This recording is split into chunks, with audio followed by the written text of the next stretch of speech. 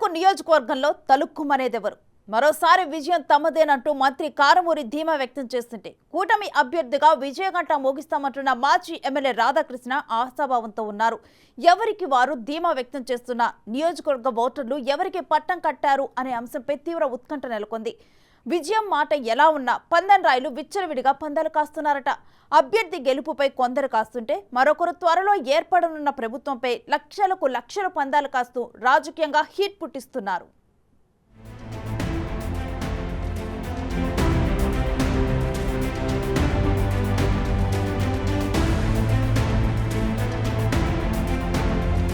ఒకప్పుడు తెలుగుదేశానికి కంచుకోటగా ఉన్న తణుకు నియోజకవర్గంలో వైఎస్సార్ హయాంలో ఎమ్మెల్యేగా కారుమూరి వెంకట నాగేశ్వరరావు తొలిసారి కాంగ్రెస్ అభ్యర్థిగా 2009లో గెలుపొందారు.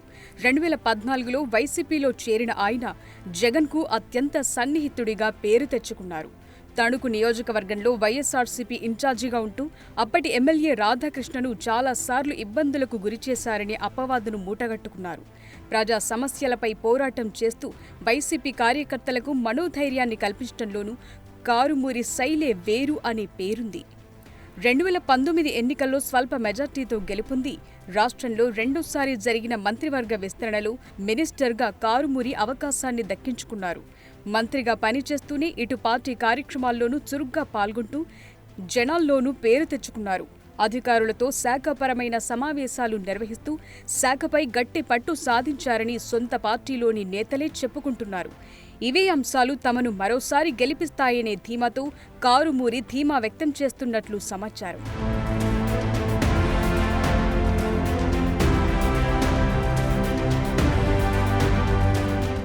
సీఎం జగన్ ప్రవేశపెట్టిన సంక్షేమ కార్యక్రమాలతో పాటు తాను చేసిన నియోజకవర్గ అభివృద్ధితో జనం వైసీపీని గెలిపిస్తారనే ఆశాభావంతో కారుమూరి ఉన్నారట.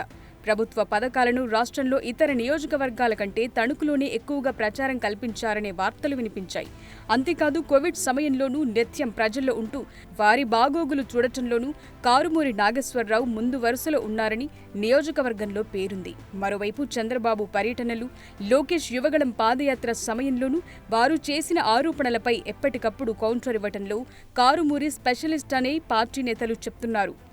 ప్రజలకు నిత్యం అందుబాటులో ఉంటూ వారితో మమైకం కావటంతో ఆయనకు ఆయనే సాటనే పేరు తెచ్చుకున్నారు. అందుకే ఈసారి ఎన్నికల్లో తన విజయం ఖాయమని ధీమాగా ఉన్నారు.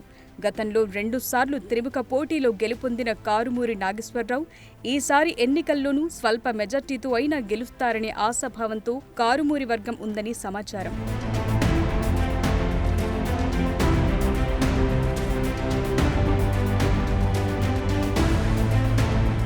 కూటమి అభ్యర్థిగా బరిలోకి దిగిన మాజీ ఎమ్మెల్యే ఆరిమిల్లి రాధాకృష్ణ 2019లో ఓటమి అనంతరం నిరుత్సాహపడకుండా పార్టీ కార్యక్రమాల్లో చురుగ్గా పనిచేశారనే పేరు తెచ్చుకున్నారు.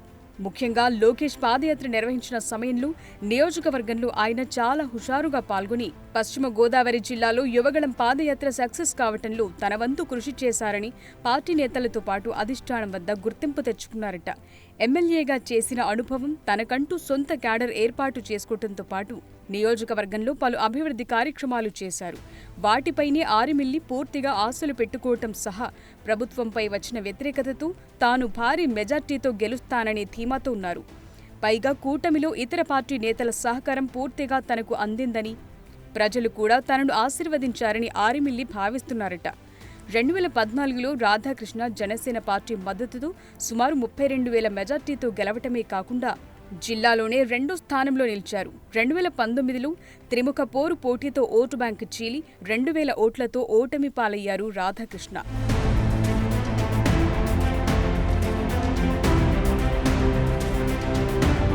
తెలుగుదేశంలో మొదట్నుంచి క్రమశిక్షణ గల నాయకుడిగా నిత్యం కార్యకర్తల్లో ఉంటూ పార్టీ కార్యక్రమాల్లో చురుగ్గా పాల్గొనటంలో ఆరిమిల్లి శైలే వేరని సొంత క్యాడర్ చెప్పుకుంటోంది.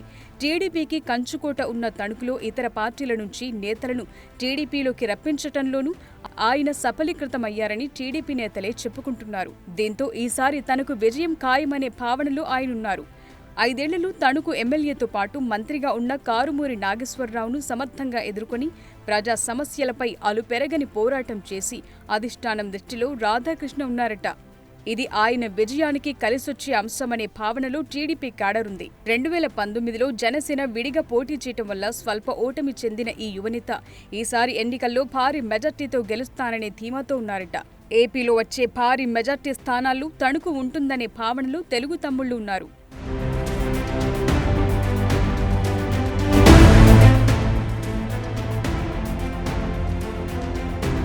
ఇరు పార్టీల నేతలు గెలుపు మాదంటే మాది అని ధీమాగా ఉంటే అది అదనుగా పందెం రాయుళ్లు రెచ్చిపోతున్నారనే వార్తలు వినిపిస్తున్నాయి. పార్టీ గెలుపుపై కొందరు, ఏర్పడనున్న ప్రభుత్వంపై మరికొందరు లక్షల్లో పందాలు కాస్తున్నారట. ఇప్పటికే ఓటరు తీర్పు ఈవీఎంలో భద్రంగా ఉంది. జూన్ 4 వరకు ఓపిక పట్టాలని రాజకీయ నిపుణులు సూచిస్తున్నారు. తొందరపడి పందాలు కాచి ఉన్నది పోగొట్టుకునే పరిస్థితులు తెచ్చుకోవద్దని, జూదం చట్ట వ్యతిరేకమని హెచ్చరిస్తున్నారు.